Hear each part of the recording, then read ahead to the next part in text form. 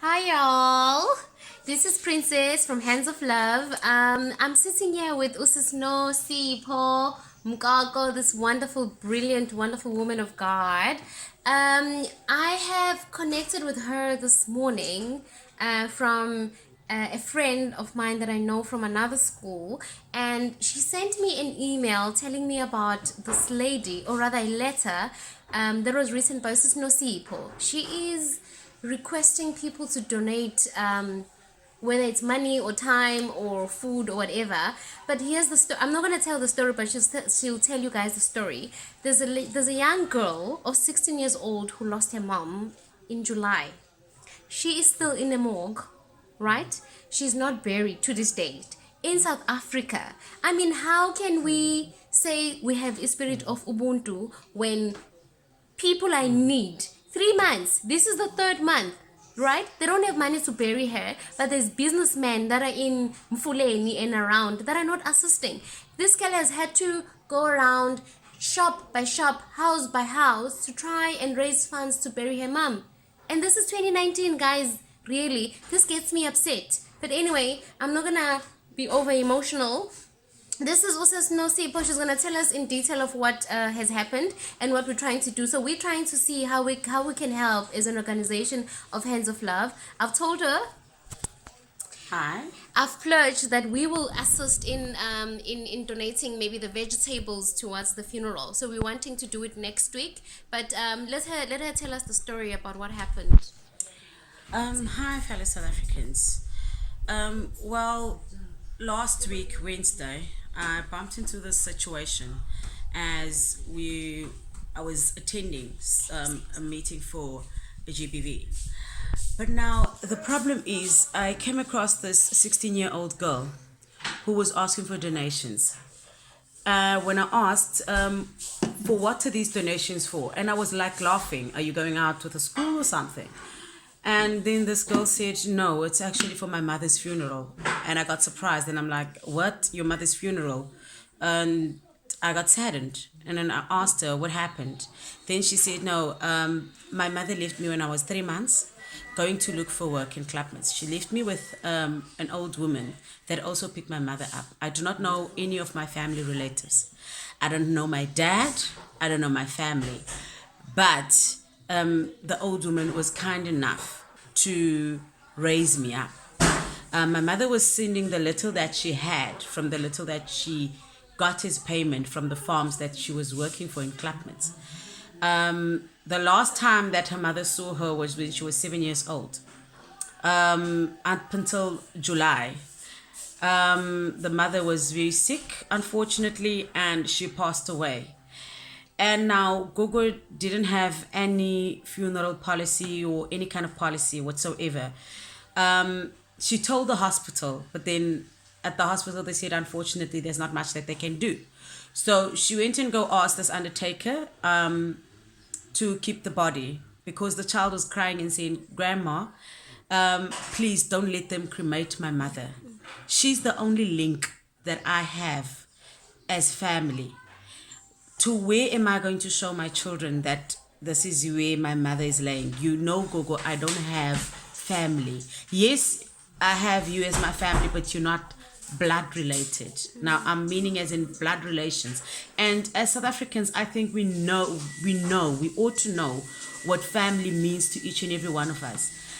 I tweeted about this last week, Thursday, and I only got 4 responses. Imagine, out of millions of South Africa, Yep.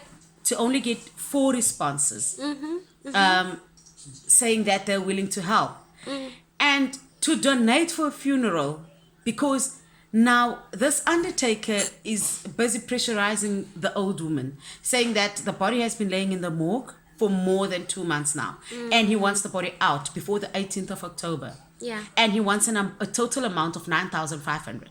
Now, I mean, like, as South Africans, I'm asking for a hand. This child is so brilliant at school that I learned. She's going to school at Mandela High in Crossroad. And she is so brilliant. Yeah. She's also in the acting. She after school, she goes for acting, dancing, and musicals. And I'm asking myself, isn't this a bit challenging Yeah. mentally. Yeah. Yeah. Now, ask yourself as a brother, ask yourself as a sister, ask yourself as a mother, as a father. Would you let your child go through so much pain just to Yeah. bury you? Yeah. Yeah. How would you feel if you were to be 16 years old, you're not working, you're still trying a future for yourself, you're still going to school, yet this tragedy happens to you, Yeah. and you don't have a choice. But people who have a choice, people who are working as South Africans, we're not asking for a person to come and donate 1,000 rand, Yeah. as little as 10 rand. Yeah. You can donate as little as 10 rand. Imagine, out of millions in South Africa, if 50 people can donate 10 rand each, that makes 500. That's a whole lot of difference. Now imagine millions of South Africa. And even we could even like set a trust fund for this child, because just think of this child. She doesn't have a parent. She doesn't have an aunt. Yeah. She doesn't have an uncle to help her. Out of the children, won't she end up selling her body? Yeah. Won't she end up dropping out of school? Yeah. And then we come and say that, no, this is unacceptable. Why are they selling the body? Yeah. This is no solution. Not thinking that you are part Of the problem. of the problem. Yep. Because you had a choice Yeah. to help the young girl actually achieve a dream, or a wish, let me rather say, Yeah. of burying her mother and seeing that there is a better tomorrow. Yeah. Because as of now, that child is in a black room and she's seeing no tomorrow. Yep. She sees no future in South Africa. And what will happen in the next 5 years? Now, let's say that this child gets bursaries, goes to school, and actually, in the next 5 years, there's another child who's in a similar problem, and comes to this child and say, my mother has been in a morgue for 3 weeks. That child will say, oh girl, you're talking something else. My mother was in a morgue for 3 months, and nobody attended to my problem. Yep. So why should I attend Help to you. your problem? Why should I help you? Yeah. So the message here is, we are so, what's the word that I'm trying to use? Like, we don't feel the pain anymore because we think we've got bigger problems, right? So what Hands of Love is willing to do is, we're going to take this girl under our wing and see how we can assist her. One, she needs counseling, because psychologically, there's no way you can be going around asking for money from people and not be psychologically affected by that. Clearly she's affected by that, so we're going to do counseling for her and see that we assist her to get through to high school and into university. And also we're going to be donating I think at least the vegetables for the funeral. Okay, so there's been a few people, the mayor, right? Was it the mayor or No, it was Deputy Minister Chwete. She Yeah. was worried after I sent a message to her, yeah telling her about this child. yeah She responded 5 o'clock yesterday morning. Imagine. Yeah. 5 o'clock in the morning. Deputy Minister Chwete called me and asked me, Nosipho, I just received a message from you. What happened? Yeah. Explain to me. And I explained to her. She was so upset that nobody was like willing to help. And then she Right. said, okay, she'll contact Lindiwe Zulu, because the social development should have taken care of this stuff. Yeah. And she was asking me, what is the counselor saying? She didn't believe her ears when I said to her that on Wednesday I was in a meeting with the council. The council said okay, and he called right in front of me and Putmavuso, and he called the person responsible for the cemeteries for Mfuleni, and the person said he wanted to meet on Friday. So I said to Putmavuso, unfortunately I'll be at work on Friday, so I won't be able to attend that meeting. Yeah. Can you go and attend it on my behalf? He went. In that meeting, after hearing the whole story, the officials said, well, unfortunately, the woman didn't pass away at home or in the street. So unfortunately, it's not the municipality's problem.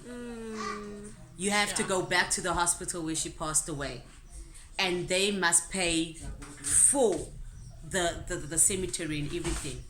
Now, my question was, and what did the councillor say? But Mabuza said, the councillor said, well, unfortunately, there's nothing much we can do. But then he's got the resources. Exactly. He couldn't even donate. He couldn't even like pledge and say, as a council, I'm pledging that I will do this. It's saddening. I mean, I know I'm laughing. I'm actually laughing from disgust and disbelief in how the situation has been handled. But either way, we're not gonna come. We're not here to blame and shame and whatnot. But we're here to say, what can we do? You don't have to have money. You don't have to have millions. With the little that you have, what can you do? But apart from us just trying to assist the girls, because we know the funeral is going to happen, we'll make sure that it happens. But South Africans, we are just appealing to you that you guys just start having a heart, to be able to help other people. It may not be here in Cape Town, in Fulani, in this situation. It could be anywhere else. But just look around, and see how you can assist other people, because everyone can help. You don't have to have millions to assist. But just in wrapping this up, if you are interested to donate any form of money, it could be the vegetables, it could be meat, it could be anything that you can assist the girl and the family. Because remember, this girl is living with an old lady. She's 61 years old, getting a social grant. So clearly they're struggling. If people cannot bury someone that died in July, clearly they are struggling. So if there's anyone that wants to pledge their time, furniture, we're gonna go and visit the families to just assess their situation and also see how we can assist. But if you're willing to assist in any way possible, please do that. So Nozipo is starting a fund for this girl so that when she finishes school, at least she can have some money. So she's gonna put that into place. Tell us about that. So I've sitted and said to them that I will, because the old lady is using a SASSA card. So that means that we cannot donate an SASSA card, otherwise they'll block her pension money for receiving maybe 5,000 out of space. Then I said I could create an account for that girl at Capitec. All the proceeds will go there. Yes, they will go there. Whatever is left of from the funeral, we will put it and invest it and wait for 2 years, because the girl currently is 16 years. Yes. When she turns 18. When she turns 18, I must know that she will get registered at school. Yeah. Because she must still go to varsity. Yeah. We must still think as parents, as brothers and sisters, that this person must go to school to make a better future for herself. Yeah. So I said, if we create a bank account, invest it, that means in 2 years' time, that money at least will have earned interest. Yeah. So that she can go to school and know that she has, whilst she's still waiting for NSFAS, she's got the registration money. Yeah, yeah. And at least we know that every Christmas, from that little money, that will be relieving. Yeah. Because she doesn't even have a birth certificate. I forgot to even tell you that. Really? The girl doesn't have a birth certificate. Shocking. In South Africa, with the social service that we have, like, we don't have... but anyways. Social worker Candice dumped her. Really? Okay, but anyway, guys, we, as Hands of Love, connect with me. If you want to assist in any way, please just drop me an email, inbox me, send me a message so that we can connect you with Us's Nosipo so that we can help this family. We're just appealing to you to just have a heart. And sometimes it's not always about imali. It's not always about money. Okay, if you have any other way to donate to this family, please let us know. We're gonna go and visit the family to assess what the situation is, because from that we can determine what needs to be done, and then we'll take it from there. But we thank you all. But more than anything, I just want to thank Usis Nosipo, because in a community, you know how many people are in Fulani. She's the only person that took it to herself to write that letter, to take this thing under her arm and run with it. I mean, really, how many neighbors do they have? They have a lot of neighbors, and nobody took the time to take this, even if they didn't have the money, because it's not always about imali. It's about having connections and speaking to the right people and putting the message out there so that people can get help. So we're appealing to you guys to assist. Do you have any last words, sisters? Please, fellow South Africans, have a heart. Let's help. Let's help this young girl have a brighter future. Yeah. So that she may also have hope that there is a future and there is a prominent person, that not everybody is minding their own business in this world. But have Show that love. feeling that even though I've lost a mother, Yeah. but I've gained a lot of mothers, Yes. sisters, brothers, Yes. and fathers. Yes. And see that this is actually a rainbow nation. Amen. And not a black and white nation. Amen. Amen. This lady here is exactly what we're trying to preach with Hands of Love. Helping each other, changing lives one day at a time. Thank you so much, guys. Cheers, cheers.